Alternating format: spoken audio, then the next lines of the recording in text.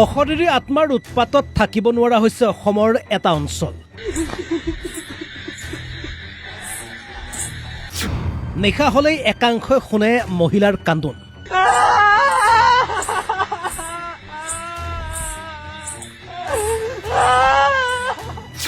ভয়ত পেপুৱা লাগিছে ৰাইজ।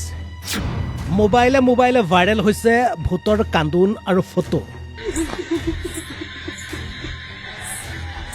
সেইদিনাখন তেখেতৰ তিলনি কৰি গৈ থাকোঁতে তেখেতৰ ৰিলেশ্যনৰ কোনোবা এজনে এইটো ৰাস্তাতে অলপ আগত আপোনাৰ কিবা মানুহ এজন পাৰ হৈ যোৱা নিচিনা দেখিলে। দেখি পেলাই তেখেত মানে অলপ হতভম্ব হোৱা নিচিনা হ'ল। হৈ পেলাই অকণমান পিছতে দেখিলে তেখেতৰ চাইকেলখনত ছাগলী পোৱালি এটাই জাপ মাৰি দিলে। জাপ মাৰি দিওঁতে মানুহজন পৰি গ'ল। পৰি যোৱাৰ পিছত বোলে মানুহজনে অকণমান চেঞ্চ নাইকিয়া নিচিনা হ'ল। অকণমান লাহেকৈ উঠি চাই দেখিছে ছাগলীটোও নাই, মানুহো নাই। হয়, আজিৰ যুগত ভূতৰ উৎপাত শুনিবলৈ কিবা আচহুৱা যেন লাগিলেও সেই ভূতেই এতিয়া হাহাকাৰ লগাইছে নগাঁৱৰ এটা অঞ্চলত।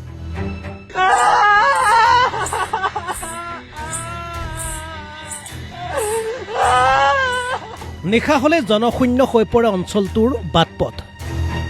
সন্ধিয়াতে নেতাল মাৰে গাঁও।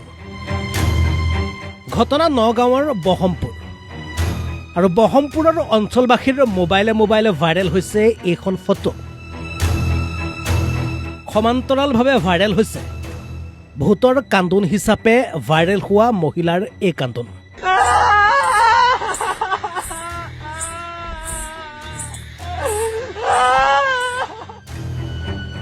পাছে এই ভাইৰেল ভূতক লৈ একাংশৰ অভিযোগ যে চুৰিৰ ফন্দি পাতিবৰ বাবে একাংশই গ্ৰহণ কৰিছে এনে ভাইৰেল ভূতৰ কৌশল।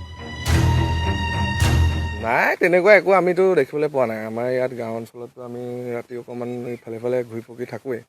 হয়তো এনেকুৱা আমি কেতিয়াও পোৱা নাই। আৰু মই ভাবোঁ এইটো মানে লৈ পেলাই পিছত কিবা ধৰি লওক চুৰ হৈ থাকে। আজি হৈ আছে আমাৰ ইফালে গাঁৱতো বহুত। নাই, এইটো তেনেকুৱা হ'ব নালাগে। আমাৰ দৃষ্টিভংগীততো তেনেকুৱা একো নাই মই ভাবোঁ। কাৰণ ধৰি লওক ভূত ওলা বুলি কোৱাৰ লগে লগে মানুহে কিবা এটা এনেই দেখি গ'লে আজিকালি পূৰা আচম্বিত হৈ যায়। গতিকে সেই প্ৰচাৰটো এই তেনেকৈ চলি যোৱাৰ কাৰণেহে হৈছে। মানে এনেই কোনো আমি কিন্তু এতিয়ালৈকে আজি ক'তো পোৱা নাই। তেনেকুৱা দুষ্ট চক্ৰ কিবা এইটো হ'ব পাৰে। এনেকুৱা কৰি পেলাই ধৰি লওক মানুহবিলাক অলপ ঘৰত সোমাই থাকিব, মানুহ নোলাব বাহিৰলৈ। তো তাৰ ফলত সিহঁতে অসুবিধা ল'ব। গতিকে আমি ভাবোঁ তেনেকুৱা একো ইয়াত একো ওলোৱা নাই, আজিলৈকে আমি দেখা নাই। ৰাইজক কিবা আহ্বান জনাবা? ৰাইজক কি আহ্বান জনাম, ধৰি লওক এনেকৈ মোবাইলত যিকোনো বস্তু দি দিলে, আজিকালিতো AI জমানাও চলি আছে। গতিকে পটককৈ কিবা এটা আহি গ'লে ধৰি লওক ইমান হেৰি কৰিব নালাগে আৰু আচম্বিত হ'ব নালাগে। গতিকে ইমান তেনেকুৱা একো অসুবিধা নাই। বহমপুৰৰ পৰা হিমাংশু বৰাৰ ৰিপৰ্ট, অসম লাইভ 24।